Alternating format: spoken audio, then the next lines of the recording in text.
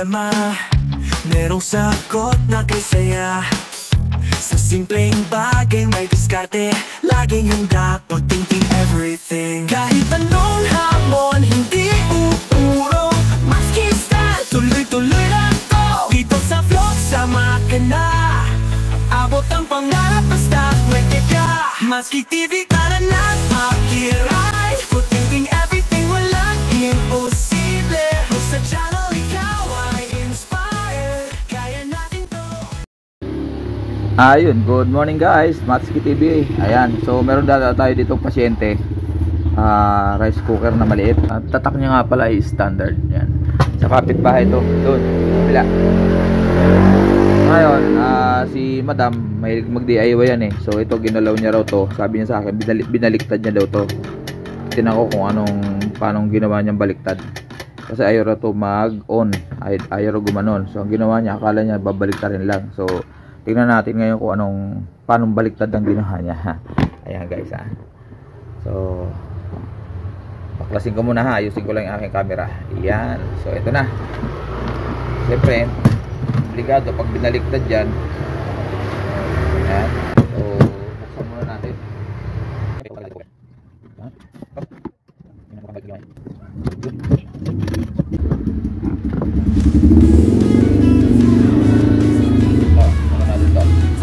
Matanggal natin yung cover para makita natin kung anong baliktad ang ginawa niya.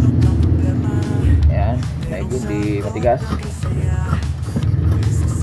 Ito tinatanggal ko guys, ano, tatlong tornilyo na to para matanggal natin yung pinakang kaha. Ayan, so ayan,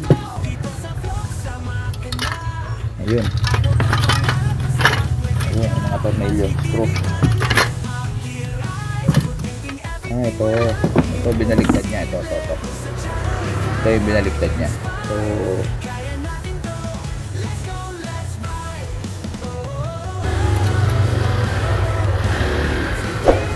uminit na guys, ayun, natunog na, ayan, tunog na. So yun ay dapat pa ganyan. Ayan.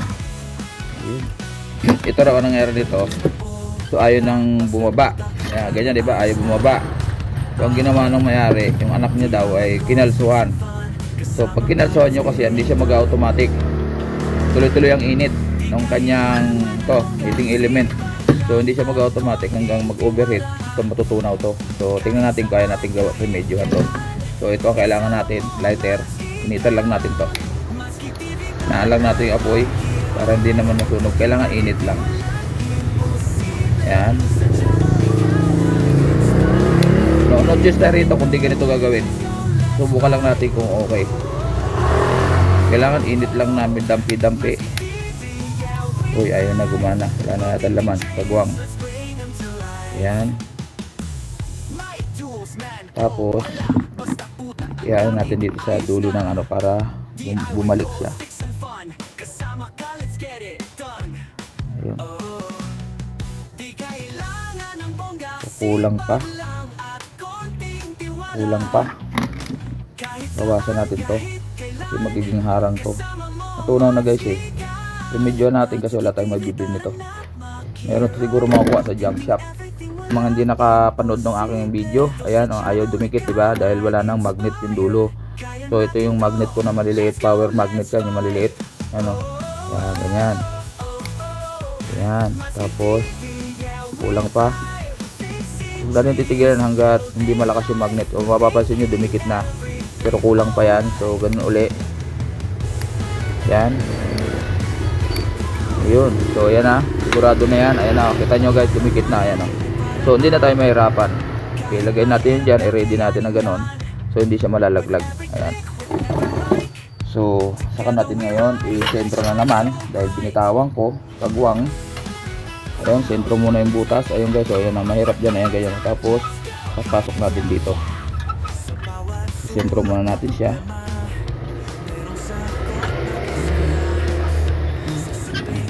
Ayun. Yan, mahirap mag-align ito eh. Pag natanggal yung tornilyo, mahirap. Ayaw pumasok.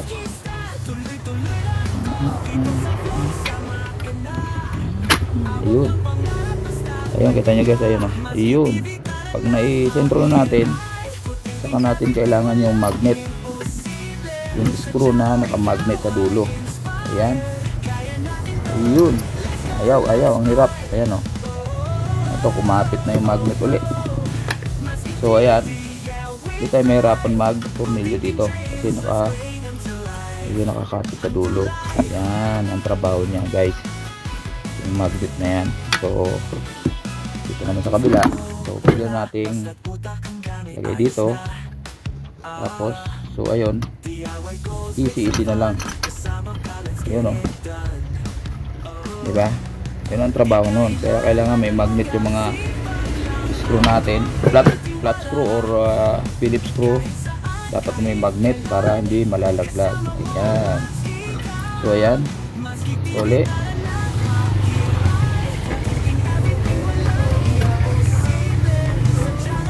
Pwede natin higpitan na. Tama lang. Tamang higpit lang. Ayan. Ayan. So ang problema nito guys, ayan na. Ayan. So pag ganyan, hindi kaagad na bumibitaw siya. So maaaring mag-adjust tayo dito sa loob. Pero okay na siya, ayan o.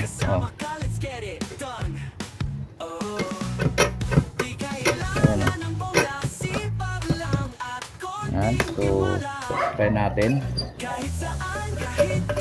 Ayan. Ayun.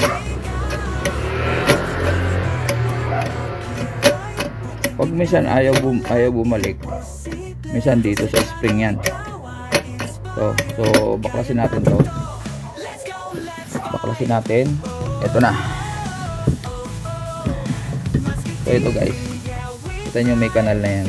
Yan. Babaluktot natin para kumasok siya dyan mamaya. Ano sa kabila. Yan. Kailangan makalusot yan dyan sa butas na yan. Yan. Kulang pa.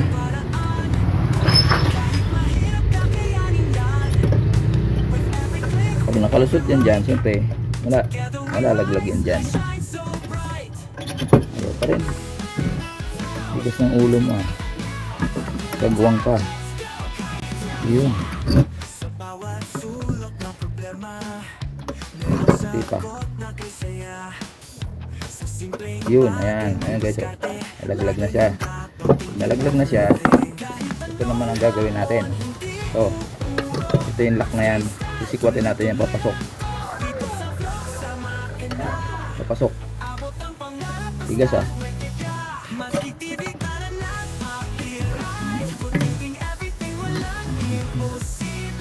tigas ba yan?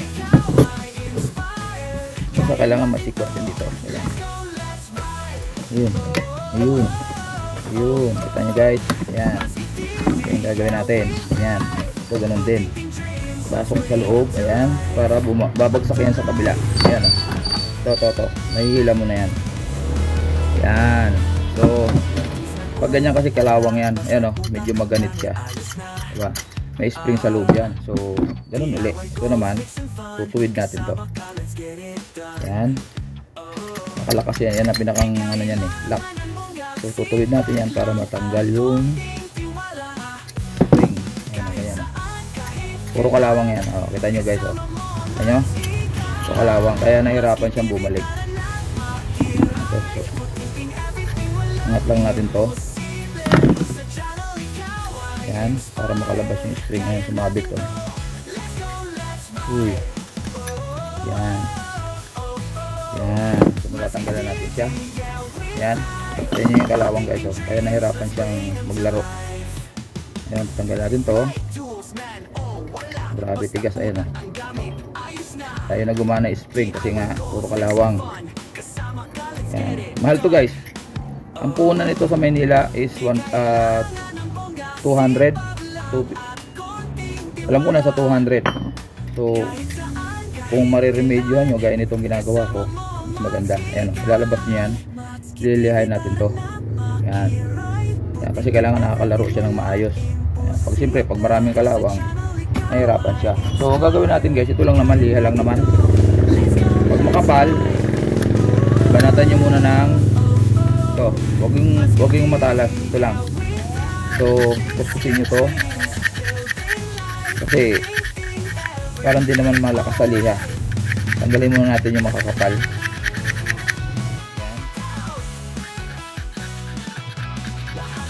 Saka natin pakadahan ng liha yan mamaya.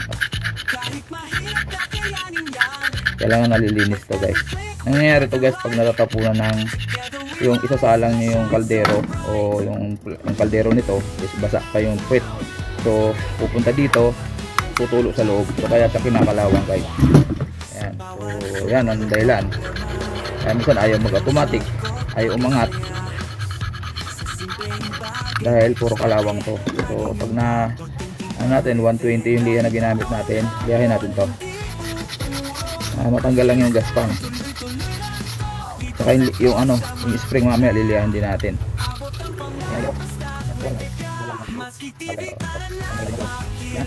So sa mga gusto mag DIY dyan, pag may problema yung rice cooker nyo, minsan ito problema, ayaw niya mag release, ayaw niya mag automatic, kaya natututong yung ating mga sinaing. Yan, kinalawang to, kailangan malinis yan para makakalaro ng maayos yung spring.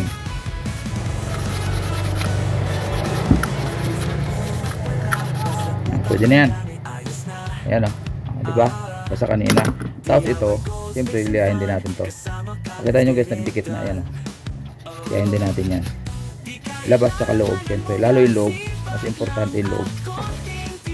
Kasi dun dumadaan yung doon siya naglalaro. Hindi ko lang tawag dyan. May mga termino silang ginagamit dyan. Guys, itong ginagawa ko ay through experience lang ha. Hindi ako expert at marami akong hindi alam. So awa naman ng Diyos dahil sa pagtsatsaga natin na aralin yung mga bagay-bagay tungkol sa mga appliances gaya nitong rice cooker, nakakatsamba tayo. Nagagawa natin ng paraan para gumana ng maayos. Yan. Tapos syempre importante yung loob. So paglihan nito guys, gaganon nyo lang para hindi ka mahirapan. Tapos ganyan lang, laro-laro lang din sa ilalim. Yan, paikot. Kailangan malinis yan.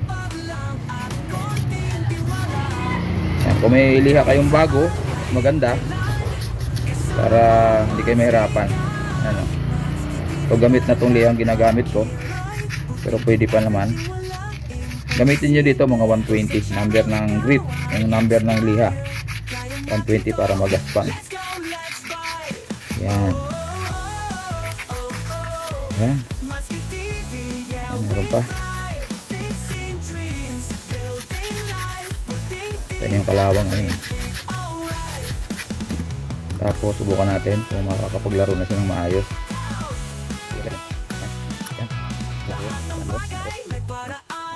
So ayan, nakakapaglaro na siya ng maayos. Ayan, maalwan na siya, diba? Hindi kaya kanina. So babalik na rin ito ngayon dito. Ito pwede rin lihain pag mayroon, pag may kalawang. Pag wala naman, okay lang. Ayan. Tapos babalik natin siya ngayon. So itong tatlo na to, siyempre doon siya papasok. Tapos na yan. Iyon, ayun na, pumasok na, diba? Tapos siyempre, ano natin yung lock. So kailangan natin ng long nose. Bubuka lang natin siya. Ayan. Iyon. Siyempre ganun din to. Nanginginig kamay ko ah. Ayan, so ganyan siya. Pag binitawan mo, ang ganyan lang siya. Ayan guys, ayan. Okay. Tapos ito, tatapat natin dito. Huwag dun sa may ano na yan. Kasi pwedeng pag nailagay mo yan dyan, yan, ganyan. Pag dito natapat yung paa, hindi siya may didiin na maigi. Tama bumis, ano na siya, yan. Nagmamagnet siya. Ayun. Ayan. Magnet kasi yun na dulo. So, ayan o. Yan. So dito natin itatapat to. Ito. Yun doon o. So titingnan muna natin bago natin i-pasok. So pag ginanyan natin, makikita nyo doon. So pag bumaba to, tatapat siya dito. So mali. So dito na doon siya ilalagay. Yan. Para doon siya nakatapat. Ayan o. Kita nyo? Ayan o. Dito nakatapat. Kasi doon siya papasok. Ayan. Lock na muna natin. Kita nyo guys, ayan o. Ayun, pumasok na. Ayan o. Kita nyo guys, pumasok na. Ngayon, ibubukan natin ito ngayon para hindi siya matatanggal. Ayan. Yun.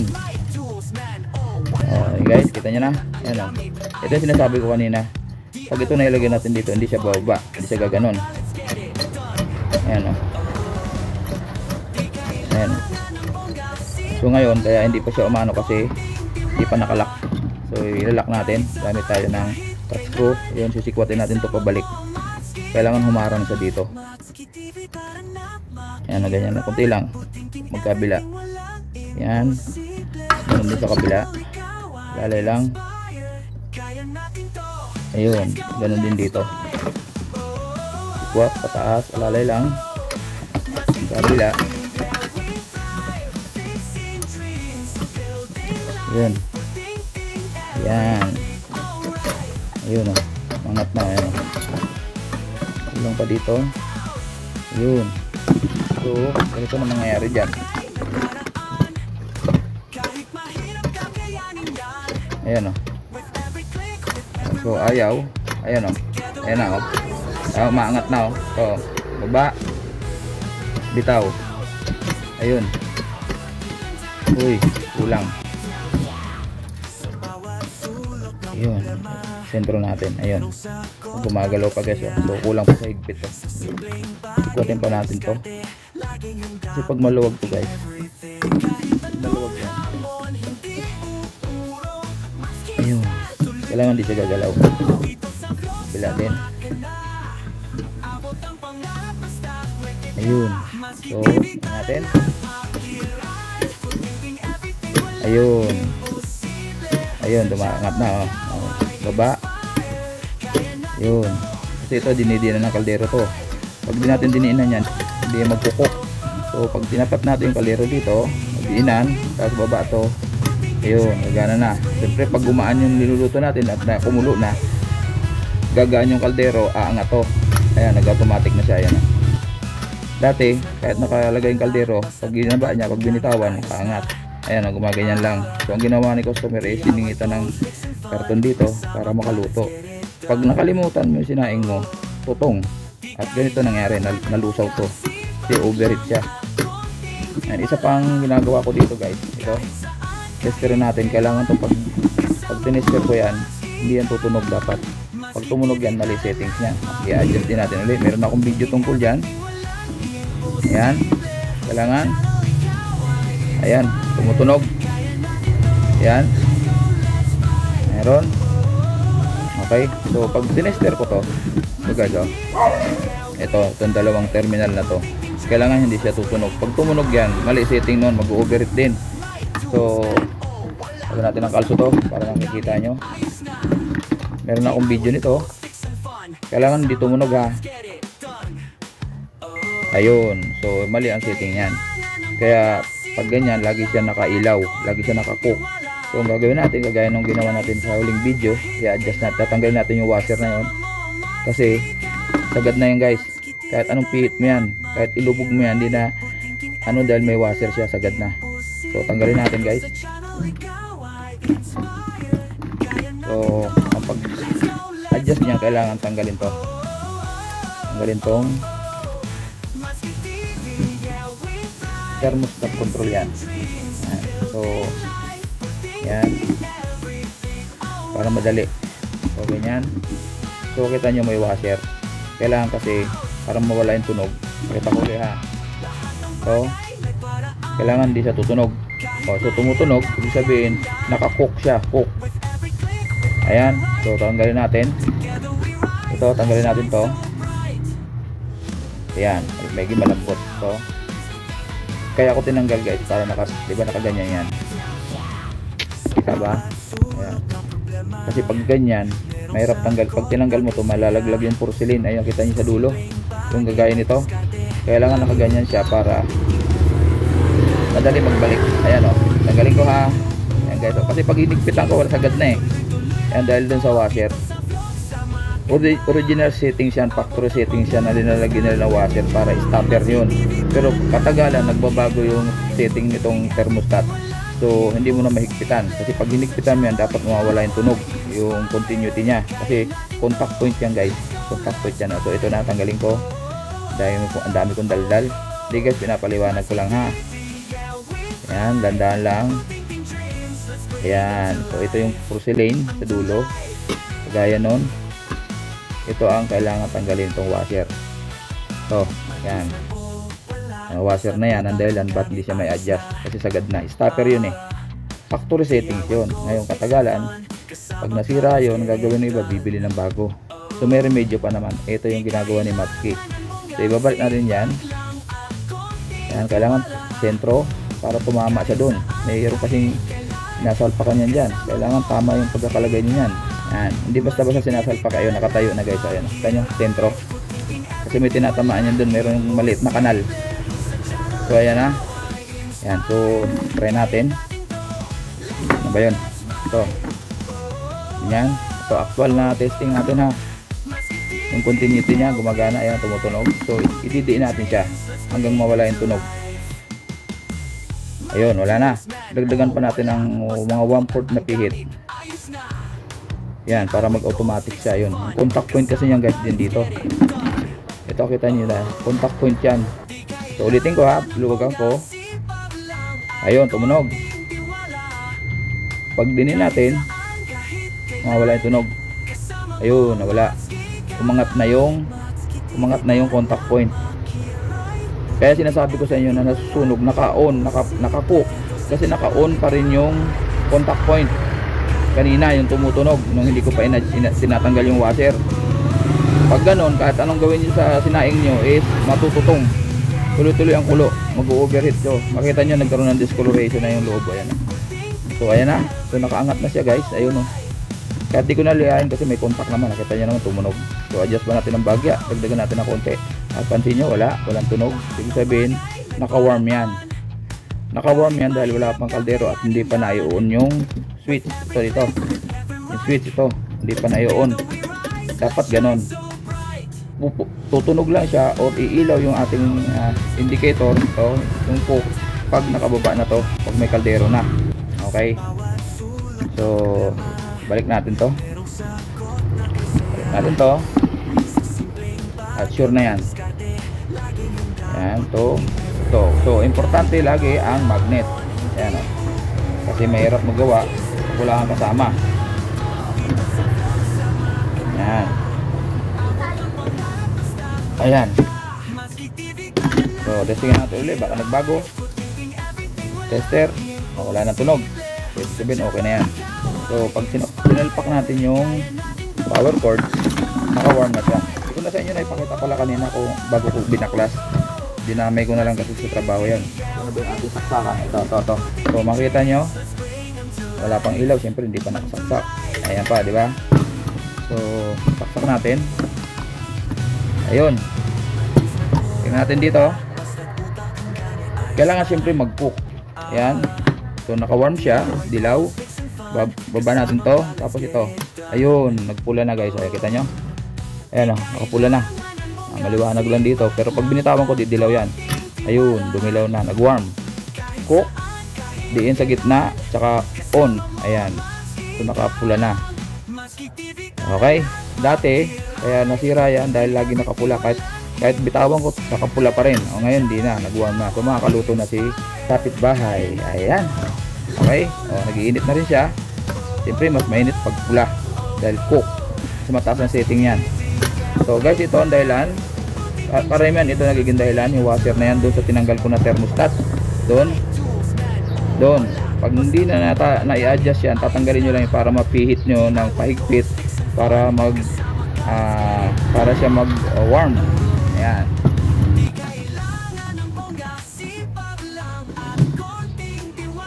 Ayan. Ba natin to.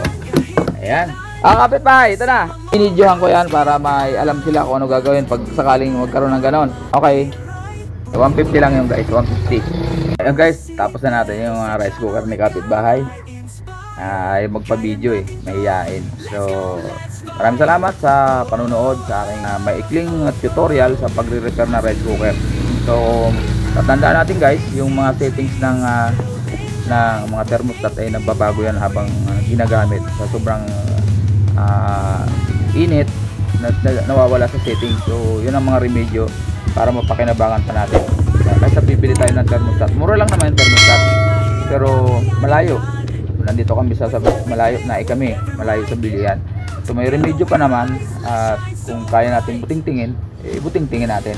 Ayan si Maski, buting-ting everything. Bye bye.